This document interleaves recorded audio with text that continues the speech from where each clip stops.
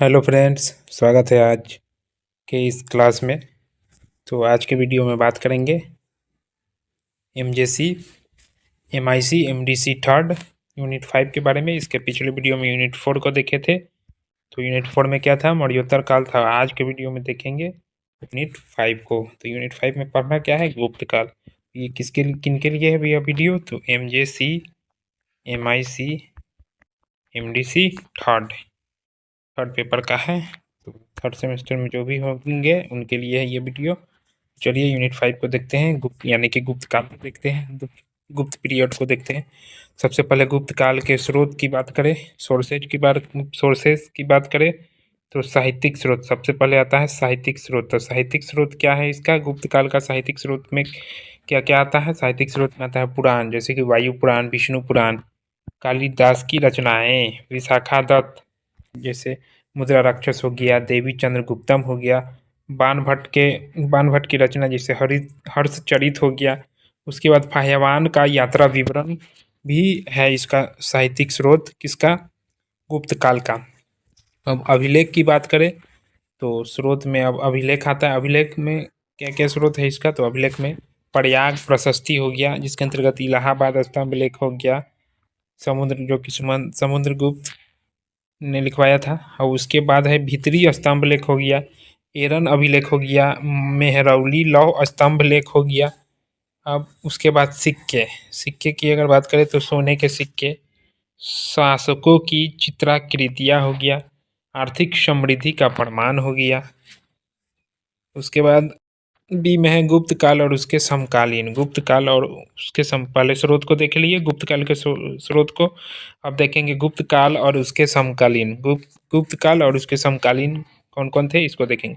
गुप्त वंश की स्थापना, सबसे पहले बात करते हैं गुप्त वंश की स्थापना।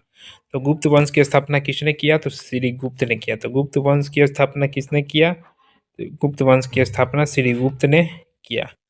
अब गुप्त काल या गुप्त वंश के प्रमुख शासक की बात करें तो पहला था चंद्रगुप्त प्रथम। कौन था? चंद्रगुप्त प्रथम। तो चंद्रगुप्त प्रथम जो है इसको वास्तविक संस्थापक माना जाता है। ऐसे तो इसको माना जाता है, श्री गुप्त को माना जाता है, लेकिन वास्तविक संस्थापक जो है इसको माना जाता है चंद्रगुप्त प्रथम को वास्तविक संस्थापक। लिच्छवी राजकुमारी कुमार देवी से विवाह करता है। कौन? चंद्रगुप्त प्रथम। महाराजाधिराज की उपाधि, तो महाराजाधिराज की उपाधि किसको मिला? तो चंद्रगुप्त प्रथम को मिला। अब उसके बाद आया समुद्रगुप्त, भारत का नेपोलियन। उसके बाद कौन आया? समुद्रगुप्त आया, जिसे भारत का क्या कहा जाता है? नेपोलियन भी कहा जाता है। तो भारत का नेपोलियन किसे कहा जाता है? समुद्रगुप्त को। तो सबसे महान शासक, तो इस वंश का जो है सबसे महान शासक था कौन? समुद्रगुप्त। इस वंश का सबसे प्रतापी यानी महान शासक था। किसका? गुप्त काल का। तो गुप्त काल का सबसे साहसी और प्रतापी शासक कौन था? तो समुद्रगुप्त था। कौन था? समुद्रगुप्त था। ठीक है। सबसे महान शासक। विजय अभियान, इसके प्रमुख विजय अभियान की बात करें, उत्तर भारत विजय, दक्षिण भारत दिग्विजय, सीमा राज्यों से कर वसूल। अब इसकी विशेषता की बात करें तो प्रयाग प्रशस्ति, कवि कवि संगीतज्ञ, उदार नीति था इसका समुद्रगुप्त का। उसके बाद आया चंद्रगुप्त द्वितीय, जिसको विक्रमादित्य की उपाधि मिला था। चंद्रगुप्त द्वितीय, तो चंद्रगुप्त द्वितीय की बात करते हैं तो शक शासकों को हराया। तो चंद्रगुप्त द्वितीय ने किसको हराया? शक शासकों को हराया। और इसने राजधानी कहाँ बनाया? तो राजधानी उज्जैन को बनाया। व्यापार उन्नत हुआ, इसके शासन में व्यापार जो है उन्नति पर आया। नवरत्नों का संरक्षण हुआ, नवरत्नों का इसके काल में संरक्षण मिला। नवरत्न क्या है? तो नवरत्न में देखिए पहला कालिदास हो गया, वराह मिहिर हो गया, अमर सिंह हो गया, धनवंतरी आदि इसके नवरत्न इस नवरत्न में आते हैं। अब आते हैं कुमारगुप्त। इसके बाद आता है कुमारगुप्त। समुद्रगुप्त के बाद कुमारगुप्त। नालंदा विश्वविद्यालय की स्थापना, तो नालंदा विश्वविद्यालय की स्थापना किसने करवाया था? तो कुमारगुप्त ने ही करवाया था।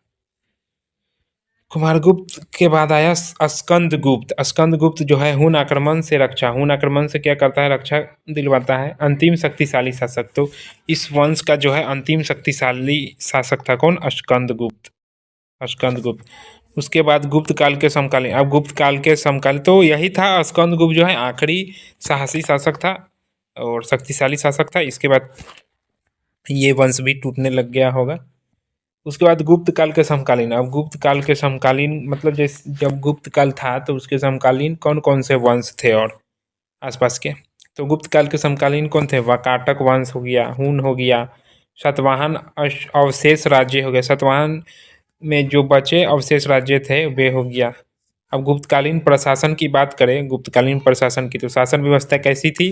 गुप्तकालीन प्रशासन की शासन व्यवस्था थी राजतंत्रात्मक थी, राजा सर्वोच्च होता था। प्रशासनिक इकाइयाँ की बात करें तो देश, भुक्ति, प्रदेश, विषय, ग्राम। अधिकारी की अगर बात करें तो अधिकारी में उपरिक हो गया, विषयपति हो गया, ग्रामिक हो गया। विशेषता की बात करें तो विशेषता क्या था इसका, तो विकेंद्रीकरण, विकेंद्रीकरण था, लोकल सेल्फ गवर्नमेंट। अब आते हैं गुप्तकालीन समाज। गुप्तकालीन समाज की बात करें तो गुप्तकालीन समाज में क्या था, वन व्यवस्था मजबूत था, संयुक्त परिवार था यानी अखंड परिवार था, स्त्रियों की स्थिति मध्यम, अभी भी स्त्रियों की स्थिति क्या था, मध्यम ही था। सती प्रथा प्रारंभ हो गया, देखिए सती प्रथा प्रथा इसमें प्रारंभ हो गया। अब अर्थव्यवस्था की बात करें संगम काल के तो अर्थव्यवस्था में कृषि मुख्य आधार क्या था, कृषि। तो उस समय तो मुख्य आधार कृषि ही होता था। व्यापार में आंतरिक व विदेशी दोनों था। रेशम मार्ग का व्यापार होता था, समुद्री व्यापार होता था समुद्र से। शिल्प उद्योग, तो शिल्प उद्योग में वस्त्र हो गया, धातु हो गया, हस्तकला हो गया। अब धर्म की बात करें संगम काल की तो हिंदू धर्म का उत्कर्ष हुआ, वैष्णव और शैव धर्म भी आए, बौद्ध व जैन धर्म सहिष्णुता, मंदिर पूजा प्रचलित होने लगा। गुप्तकालीन कला, गुप्तकालीन कला की बात करें तो इसे भारत का स्वर्ण युग कहा जाता है। तो गुप्तकालीन कला को क्या कहा जाता है, भारत का स्वर्ण युग कहा जाता है। तो भारत का स्वर्ण युग किसे कहा जाता है, गुप्त काल को कहा जाता है। गुप्तकालीन कला को भारत का स्वर्ण युग कहा जाता है। स्थापत्य कला की बात करें तो मंदिर निर्माण की शुरुआत हुआ, गुप्तकालीन कला में मंदिर निर्माण की शुरुआत हुई। दशावतार मंदिर यानी कि देवगढ़ का निर्माण हुआ, तिगवा मंदिर का निर्माण हुआ। अब मूर्ति कला की बात करें तो मूर्ति कला में मथुरा शैली की मूर्ति, सारनाथ शैली का मूर्ति, बुद्ध की मूर्तियों को बनाया गया। चित्रकला की बात करें तो चित्रकला में अजंता की गुफाएं हो गया। अब साहित्य की बात करें तो साहित्य में संस्कृति का स्वर्ण काल, संस्कृत का स्वर्ण काल माना जाता है। ये संस्कृत का स्वर्ण काल। प्रमुख लेखक कौन थे, तो कालिदास, अभी जो कि अभिज्ञान शकुंतलम के लेखक, विशाखा दत्त मुद्रा राक्षस के, शूद्रक मृच्छकटिकम के, उसके बाद अमर सिंह है अमरकोश के।